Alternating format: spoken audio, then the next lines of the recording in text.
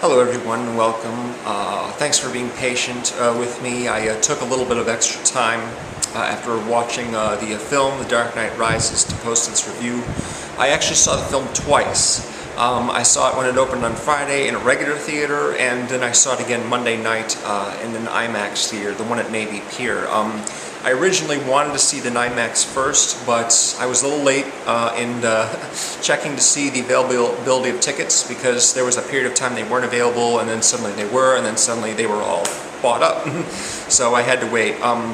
But since I wanted to see it right away, so I just had to go to a regular theater to see it. I'm glad I did too, because seeing it twice, one right after the other, pretty much within days of each other, I had a lot of questions pretty fresh in my mind from that first viewing, and so I was watching carefully for the answers in the second viewing. And I'm really glad I did that. First of all, I wanted to talk a little bit about IMAX. I'm not totally sold on IMAX photography. I think that the best, at least not in feature films, I think the best use of IMAX photography I've seen so far is in Ghost Protocol, for the scene where Tom Cruise is climbing outside of the tower. That was very, very effective. And it really, worked well for that distance, that height. Of course, it's just isolated scenes that are shot, but I'm kind of glad that it's that way, because it can be a little overwhelming at times. That huge image, at least in the theater I go to. There are a lot of smaller, digitally projected, so-called IMAX screens that aren't technically, they're not projected in 70 millimeters, so the brand is IMAX still, but it isn't quite the same thing as going to see it in a theater with a screen that's 8 stories tall. The problem that I have with The Dark Knight Rises, and I guess to a certain extent The Dark Knight as well, because the photography, the IMAX photography in the earlier film was more limited, and here it's much more extensive, is that it's not always appropriate depending on the scene, especially depending on the location and lighting. I think probably the worst scene to be shooting in IMAX is a fight scene in a dimly lit bar, which is a scene that takes place in the first half of the movie. Anne Hathaway's fighting off some guys. Just doesn't work. It doesn't need to, the image doesn't need to be that huge for such a close, intimate setting. IMAX photography is better for daylight shots, brightly lit shots of the cityscape or of a big open field or whatever, like in the first sequence with the airplane. With the camera moving around, trying to catch all the action, which is oftentimes dark and blurry, just doesn't work with IMAX. It's much better, with the narrower field of vision. Like with the other movies, there is this transition between, the sort of the widescreen version, like on a DVD, where most of the frame is not used. It's just the middle for the widescreen image, and then boom, it goes open. It goes this big, kind of like tall screen instead of widescreen. It opens up the whole and shows the whole image, and then back again. And the cross-cutting is fairly frequent in some instances. Yeah, not always appropriate. And also the plane of focus is a little bit difficult as well. There are times where, only one thing in the frame is really clearly visible and in focus at a time, and the background's all muddy and everything like that. And I thought, gee, what kind of lenses are they using? For the really dark scenes, it seems to happen more often than not. But even in the very last sequence of the film, as they're sort of wrapping up the storylines, there's a close-up of Michael Caine that's shot in IMAX, and only like his nose and one of his eyes is in focus. It's like they're having trouble keeping, everything in the shot in focus. And I just think that it's better suited to wide shots, with deep focus, with a wide field of vision, rather than focusing on particular objects, leaving practically everything else in the frame out of focus. It's a little annoying. So I'm not totally sold on its use in a film like that. If it's all computer animated, yeah, that's, everything can be in focus at once and brightly lit, and it works great. But with live action photography, I think it's only best under certain circumstances. So, the movie. Liked the storyline a lot. Found it really interesting, especially, I wasn't expecting that it would take place over the course of many months. There's a whole section in the middle of the movie where months pass. Batman's out of action, he's off somewhere else, and Gotham's being taken over and everything like that. I found that really interesting. I also noticed that if you look at the timeline for the storyline beginning from the first film, there's supposed to be a year that transpires between the end of Batman Begins and the beginning of The Dark Knight. Joker refers to it being like a year ago, Batman wasn't a problem for all you organized crime types, but now, you're not able to do anything because of him. So there's a year between those two movies, and of course there's 8 years between The Dark Knight and The Dark Knight Rises, which makes for a total of 9 years. And since Batman Begins came out in 2005, that's only like 7 years in real timeline. So that matches up pretty well. I especially notice a big difference in Christian Bale. He appears, at least in the beginning of the movie, he doesn't look all that well. His cheeks are really sunken. He looks older. He looks a lot older than he does in Batman Begins, which is good because the character itself is kind of worn out. So that worked out nicely. As far as the acting goes, I think Christian Bale is very, very good in this part. He does the thing with the voice again. I actually thought there was a really good opportunity for a joke here, because when he's in the Batman costume, he's always talking like this all the time, presumably because he doesn't want people recognizing his voice or whatever. But there's this moment where he's talking with Anne Hathaway, in her Catwoman getup, and they're on a rooftop of some building, having just fought a bunch of guys. And he turns away, he's talking, he turns back, and she's gone. And I just thought it would have been great if he had dropped the growl for a moment, because no one else is around to hear him, and just said, "So that's what that feels like," in his normal voice rather than his Batman voice. That would have been funny, but whatever. Then we have Gary Oldman. I always like Gary Oldman. I think he's really good in this part. He's nice and understated, never really overdoes it. Even when he's screaming at Harvey Dent at the end of The Dark Knight, it still feels pretty real. So I always like him, and of course I always like Morgan Freeman a lot. He's a good reassuring presence. His voice is very soothing to listen to. He's got some really good moments, especially in his first scene with Christian Bale, where he's just like, "So, you got any unusual requests?" He says, "Nah." "Well, why don't I show you some stuff anyway? Let's take a trip and take a look at the artillery I've accumulated since we last talked." But my favorite person in the movie has got to be Anne Hathaway. She's the most fun. She has a lot of fun with just messing around with people and being snarky and sarcastic, and she's good at that. So I like that a lot. The guy that I didn't like in the movie all that much was Tom Hardy. And Tom Hardy is really, really physically imposing. He's beefed up. He's just like, very intimidating with the headgear and everything like that. He's really something. But the way he talks, I'm not talking about the distortion in his voice that makes it difficult to understand him. I'm talking about the way he delivers his lines. It's like, he's talking with the guy in the plane, and in the opening sequence, and the guy's like, "Was it your, intention to be caught?" And he goes, "Of course," like some hoity-toity guy. He says, "If I took that mask off, would you die? It'd be very painful. For you, spoils will be enjoyed." It's just like got this up and down sing-song quality to his voice, and just doesn't really match his. I'm not saying he's got to, speak in a monotone, but I don't get all this floridness in his delivery. It just doesn't really seem to fit the characters. This really gruff, intimidating guy. Whenever he's making a big speech for a crowd of people, he does that a lot. I'm not really fond of it. I like Tom Hardy a lot in Inception. He was really fun in that movie. But I don't really get what the deal was with that. Also, not only with the distortion of voice, but I generally found that the sound in general was oftentimes so overwhelming that it was difficult to understand what he or a lot of the other characters were saying. During the battle sequences at the end, where he's yelling at Bruce Wayne about this, that, and the other thing, the music is pounding, and there's explosions all around, and it all blends into this big roar that made it really hard for me to understand what people are saying. Also, Marion Cotillard, I'm sure she's a really good actress in French, but in English, I really have a hard time understanding some of the stuff that she says. I had a similar problem with Ken Watanabe in Inception. He had a lot of lines when I first saw the movie. I couldn't quite catch what he was saying.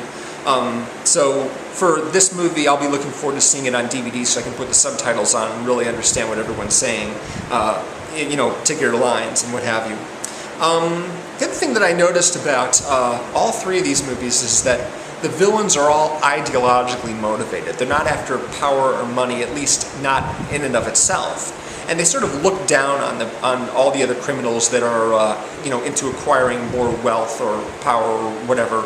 they're achieving an ideal goal, basically. Be it, you know, the destruction of Gotham, or just, you know, I guess it's generally the destruction of Gotham, or at least the destruction of people's normal lives in Gotham, depending on which villain we're talking about here.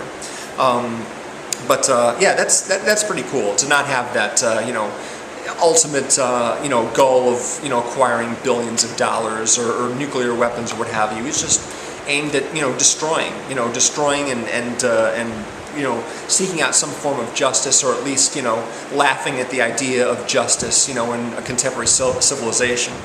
Now, I'm going to be getting into some spoilers here, but before I do, don't go away yet. I wanted to quickly say that I've got a contest. I haven't reached 500 subs yet. I'm getting closer, but it might be a while before I get 500 subs, so I wanted to do a quick contest, just as a way of, you know, just involving people. I miss it. I miss doing contests, so I wanted to do one again. It's been a while.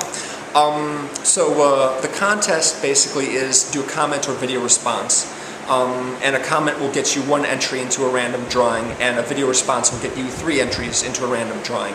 And the deadline is going to be 2 weeks from Thursday. Oh geez, I should have checked the date on that. I'll put the actual date in the description below, but it's basically like the 2nd Thursday in August. So yeah, but I have that below right there. That's when I'll announce it, so you know, make sure that you have your entry in by then. 2 questions, basically. First of all, what's your favorite moment from a Christopher Nolan movie? Could be any moment at all, not a particular scene or a particular actor or performance, but a moment. For example, Joseph Gordon-Levitt tricking Ellen Page into kissing him in Inception. That was a good moment right there. So if you've got a particular favorite moment from any of Christopher Nolan movies, that's question number 1. The second question is, what's the best movie trilogy of all time? Of course, The Dark Knight Rises wraps up this Batman trilogy, you know, and maybe that would be the greatest movie trilogy of all kind, you know, in your opinion. But it could also be Lord of the Rings, it could be classic Star Wars from the 70s and 80s, it could be The Godfather, it could be something less conventional like Scream or Jason Bourne or Pirates of the Caribbean. Or there's that unofficial Star Trek trilogy that starts with Wrath of Khan and goes through Search for Spock and Voyage Home.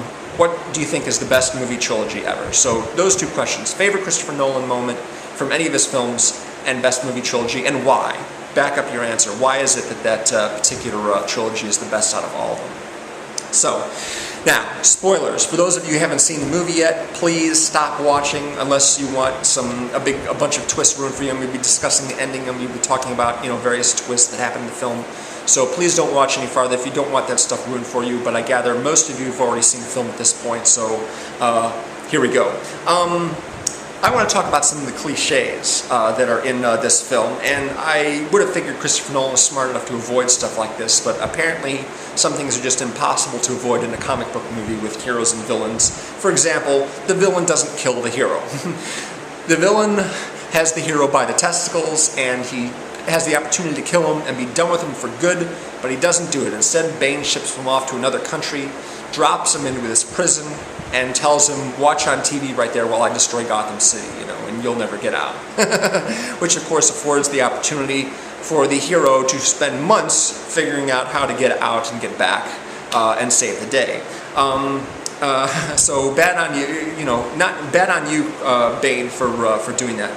Another big cliche is that a hero attempts to escape twice and succeeds on the 3rd try. This is very, very common. 3 is a nice, good, dramatic number. Guy tries to do something once, doesn't work. Guy tries to do something else, a 2nd time, doesn't work. But on the 3rd try, he makes it, yeah! And everyone's really pumped up because he failed the first couple times. And so when Christian Bale tries to climb out of the prison and jump for that last ledge so that he can escape and get back to Gotham, he fails once, he fails a 2nd time. I thought, well, the 3rd time he's definitely got to do it, you know? Not only am I absolutely certain he's going to get back to Gotham City for the climax of the film, I just know that this 3rd time is going to be successful, and lo and behold, it was. And the trick, of course, was to not have that rope attached to him, you know, because the rope was actually too short for him to reach the ledge, or for anybody to reach the ledge. So he's got to do it without the rope that will catch him if he falls. He's got to, you know, okay, got it. The other problem that I had with that moment is that when he leaps on that 3rd try, it cuts back to the guys watching him from below. Not only that, there's like 2 shots of different guys watching him, and then finally they cut back to him and he's grabbing onto the ledge. I'm like, couldn't they have shown the entire jump? in one shot, or maybe 2 shots without cutting back to 2 different close-ups of guys on the ground watching them. That was very frustrating. I didn't like that choice whatsoever. Maybe the cutting wasn't fast enough for Mr. Nolan at that point. The other cliche that I want to talk about is the timer on the nuclear weapon. Now, the nuclear weapon is not intended as a nuclear weapon. It was a nuclear core that's designed to power a reactor to give, a fusion reactor for, green energy for the city. So when they extract the core, the uranium or whatever it is going to slowly decay, and in about 5 months' time, it's just going to blow up on its own. There's nothing anybody can do about it. So they pack the thing into a truck, but they put a timer on it. Now, correct me if I'm wrong, but the decay can't be measured down to like exact seconds when it's going to be detonated. They put a timer on to denote exactly how long it's going to be until the thing explodes. But there's no way that anyone can know exactly when it's going to explode, and yet everyone seems to know, oh, we've got 12 hours left, oh, we've got 10 minutes left, 4.5 minutes, and the only reason why anybody is talking like that is just to build suspense. There's no reason for the timer to be on that thing in the first place, except the audience can look at it every once in a while, can show it to the audience, 4.5 minutes left, But there's really no reason why any timer like that would be reliable. The decay doesn't happen precisely, okay? The detonation could happen at any time. They're like, no, it's exactly 12 days, exactly however many days, and hours, and seconds, and minutes until the thing goes off. That's just ridiculous. And the only reason why that's there is just, to goose suspense up a bit. So yeah, not fond of that. Here's a good question. How does Bruce get back to Gotham City after he escapes from the prison? He's in a completely different country, he has no money, he has no private plane, and I guess there's, a few weeks left. I can't remember exactly when that scene falls in the timeline, and I was watching carefully for this, but at one point, Morgan Freeman says we've only got 23 days until the bomb detonates. And I think it was some point after that he escapes, but I can't remember. Presumably he has a few days, but how? How does he get back there? Does he just jump in the water and swim, or... he's presumably over in Asia somewhere, or maybe he's in, Europe, or I don't know. But he's probably not in America. and to have him just like make it back there, none the worse for the wear. Oh, here's another little problem. When Bane put him in this prison, he's got a leg brace on so he can walk around and kick people and stuff like that. Why didn't Bane take his leg brace? He messed up his back. Why did he take his leg brace too, just to be on the safe side? No. Leave him his leg brace. He's not going to be able to walk around with his back anyway. Duh. Oh, come on. Really? Yeah, that was a poor decision on his part. Okay, how do Bane and Talia know Batman's identity?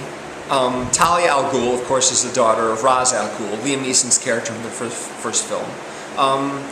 But she's born in prison, and she never ever meets her father. And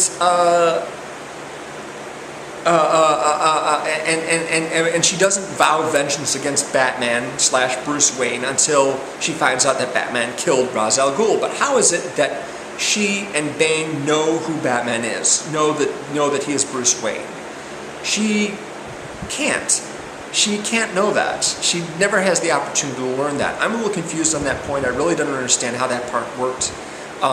She takes on, of course, the identity of Miranda Tate and goes to Gotham City and gets on the board in some fashion or other. I don't know. And they were involved with the League of Shadows, but the question of timing, how is it possible that these guys, the League of Shadows, found out who Bruce Wayne really was? But was it those same guys who also informed Bane and Talia al Ghul of this? It doesn't, it doesn't jive with me. The whole backstory involving Talia and Ra's al Ghul was pretty confusing, and it sort of contradicts for me. May not be for everybody, but it contradicts for me what Liam Neeson said in the first film about why he joined the League of Shadows in the first place. Once I had a wife, she was taken from me, and at that point I learned that I should fight criminals without hesitation, because crime can't be tolerated. But according to the backstory in this movie, he met a warlord in some foreign country, fell in love with his daughter, and married her in secret, and then got her pregnant, and then when the warlord found out, he had him excommunicated and the girl thrown in prison where she gave birth to Ra's al Ghul's daughter. So that's not the same thing as having, your parents gunned down by a random act of violence or something like that. It's just, it just doesn't make sense. It doesn't jive with what Liam Neeson said in the first film was the reason why he became, you know, a crime fighter in the first place. And this whole convoluted thing about, you know, Bruce Wayne thinking that Bane was the child of Ra's al Ghul, but it turns out it's his daughter instead of his son, and Bane was actually a protector. All of Bane's backstory is basically just wiped out because of that. You never really find out anything about Bane, except he's some guy who was in the prison who was protecting Talia, and then he got hurt badly enough to need anesthetic, you know, to have to breathe anesthetic in for the rest of his life. How does he brush his teeth, by the way? How does he eat? How does he drink anything if he can't keep that? He has to keep that mask on all the time. That's something I'm curious about. And also, that anesthetic isn't actually connected to anything. The tubes connect into each other in his mask, but they're not connected to like a gas tank or anything like that. Where is the anesthetic coming from? How does that thing work? Doesn't make sense. Oh, here's a good one. How did Blake figure out that Bruce is Batman? He says something to the effect of, I met you one day when I was a little kid, and I saw that hidden rage in your eyes, and I thought to myself, oh, he must be the Batman. That's a big stretch. That is a huge stretch for a young guy to make. Honestly, I mean, and the whole thing with Blake becoming the next Batman, or taking over where Bruce left off and fighting crime, you know, outside the law. Man, I saw that coming before the movie even started, you know, and when he talks about, you know, how he knew who Bruce Wayne was, and he grew up under similar circumstances, and he asked him about the mask, I'm like, this guy is totally going to take over for Bruce once Bruce is gone. That's, you know, couldn't be any more clear.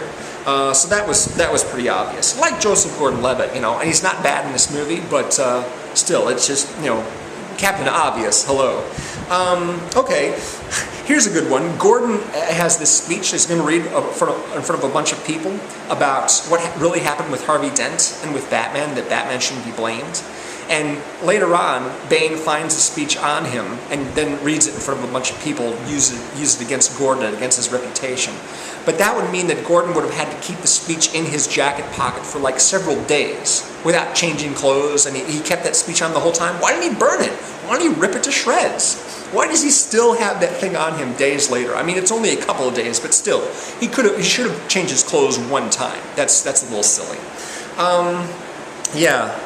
I went over the whole Talia thing right there, and yeah, it's really, you know, it's very unclear. I guess maybe when I see the film with the subtitles, that'll help. But yeah, I wasn't big on that.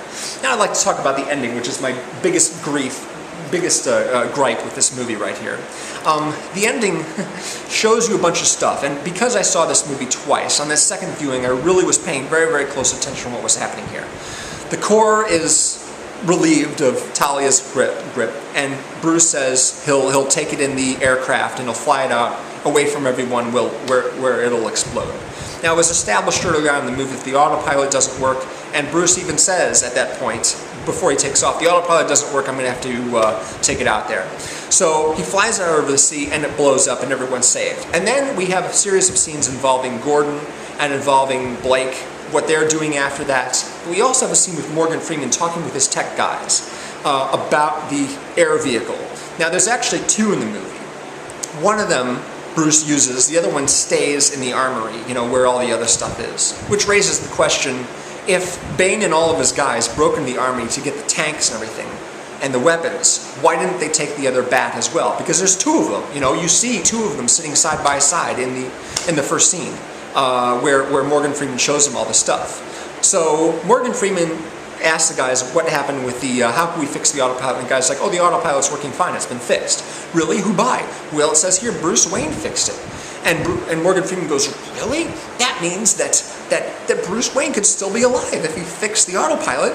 Isn't that something, right? So on that second viewing, I was watching carefully, and I figured at some point Batman could have jumped out of the vehicle as it was flying over Gotham onto a rooftop and set the autopilot to have it go out over the sea. But he doesn't do that.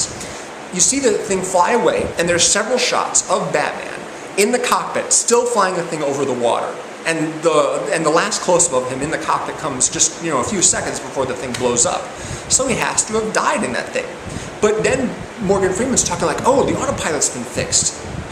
Well, why did Bruce Wayne say the autopilot wasn't working right before he took off with the bomb? And Then, of course, you have the ending with Michael Caine sitting in his favorite cafe in Florence, and the cafe that he talked about, where he was hoping to see Bruce Wayne one day sitting across from him, and there's Bruce Wayne sitting there with Selena Kyle, with Anne Hathaway, and apparently he's alive and well, and everything's great. Now, my problem is that both of these things can't be true, okay? He can't have flown the bomb out to sea, and then escaped, because there's nowhere to escape to, and then be alive later on, okay? So first, the movie is telling us Bruce Wayne died saving Gotham City. And then it's saying, hey, the autopilot was fixing the aircraft. Maybe he got out. Maybe he was still alive. And then we have the scene with Michael Caine where, oh, Bruce Wayne's still alive. And the way that scene plays is really, really strange, because you have Michael Caine sitting down in the cafe, and he looks across, you know, the other tables, and he sees someone, and he nods. And Bruce Wayne nods back. It's like Michael Caine knew that he was alive all that time. Whereas in an earlier scene, you saw him crying over Bruce's grave. If he knew that he was alive, what's up with him, you know, acting so casual about him being there? He doesn't act surprised at all. Not to mention the fact that when he looks over at Bruce, the music kicks in, it's like boom, boom, boom, and then he cut to Bruce, and it's like, ah, Bruce Wayne's alive, yeah, everyone celebrate because Bruce Wayne lives on.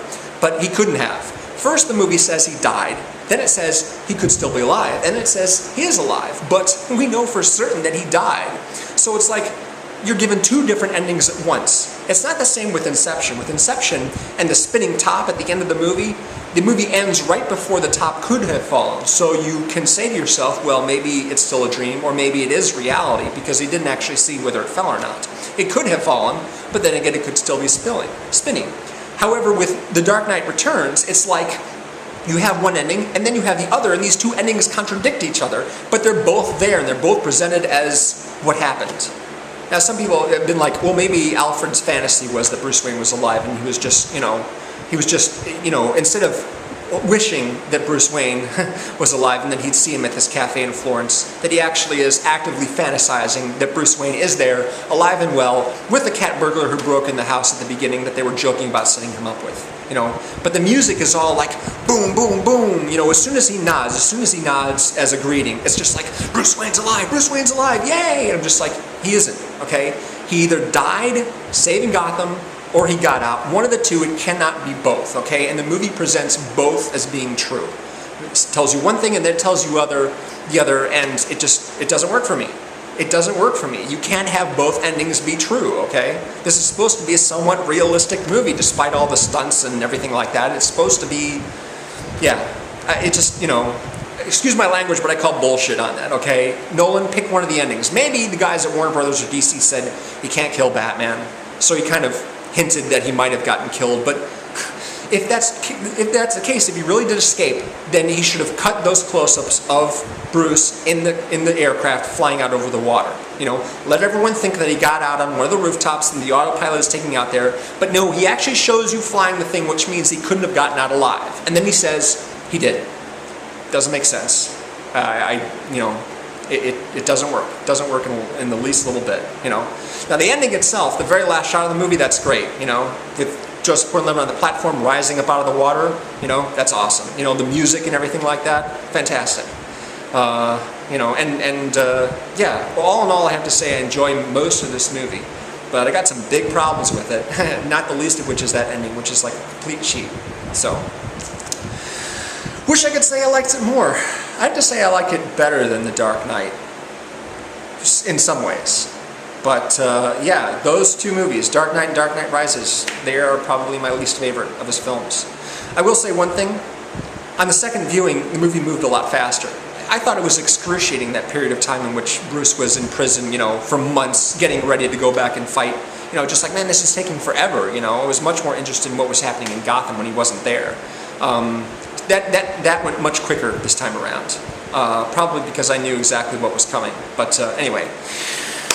Thanks very much for watching, appreciate it. And since we've got some new stuff coming up this fall from guys like Robert Zemeckis and Alfonso Cuarón and Quentin Tarantino and some other guys, I might do another director's series then. Until then, thank you very much for watching this rather long video, and if you look in the description below, you'll find a link to somebody's mashup trailer, which they cut together footage from all 3 Batman movies in one big long 6-minute trailer. It's really, really good. I actually was getting a little emotional watching it. It's great. Thanks again, guys. Appreciate it. And of course, I welcome your contest entries. Take it easy.